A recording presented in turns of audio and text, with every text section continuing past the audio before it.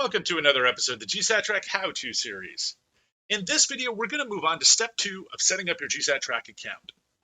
So we've already determined the rules and guidelines by which we as an administrator are going to view and access this account. The next step is to start adding assets, because right now we can't see any visible on our account. We click on all viewable assets, you'll see there's none to add, none displayed here. So we know that next step naturally would be to add assets. To do that, we're going to come to the Add Item button. We're then going to click on the Add Asset. We're going to give it a name that is meaningful to us. Call it Scott's Micro. Next, I'm going to choose the manufacturer, which is, of course, Global Satellite Engineering. And then I'm going to choose the actual device. Next, I'm going to input the IMEI of the particular unit. Again, when you're naming your device, it does not have to be an IMEI or an ESN. Make sure that it's useful to you, and then as you add other devices, try and use that same nomenclature to ensure that your devices are all fall in the same registry of when you're searching and looking for groups. Next step, of course, is I'm going to go ahead and change my icon to represent a person.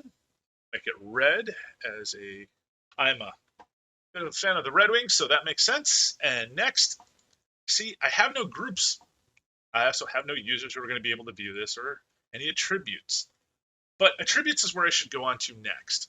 We'll set up our groups and users as we move on down the line. But right here, I want to add in any additional information that would be important to me with this particular device. Any notes? Maybe I want to say that I'm on a 30K SBD plan.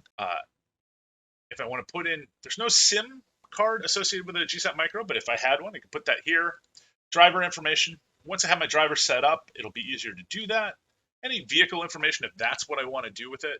And then finally, any vessel information. But because for me, I'm looking at setting this up for me personally, I'm going to treat this as if it's a lone worker situation. I'm going to set my settings of the particular asset.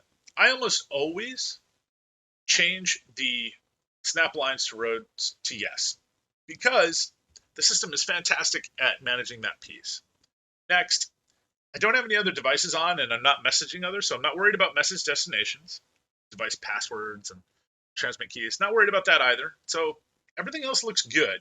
There's no iOS connected to it, and I'd be the only driver. I haven't set up any drivers, so I'm not worried about that piece yet. So now that I've done this, I'm going to go ahead and create the asset. Now that the asset's on there, I can start moving on to my next additional steps, which we've kind of already highlighted in that we have devices that are on here and we don't have anybody who can view them. We don't have any groups set up, and we don't have other pieces related to the individual asset itself. So I'll start that in my next video. Thank you very much, and I look forward to our next video in the series.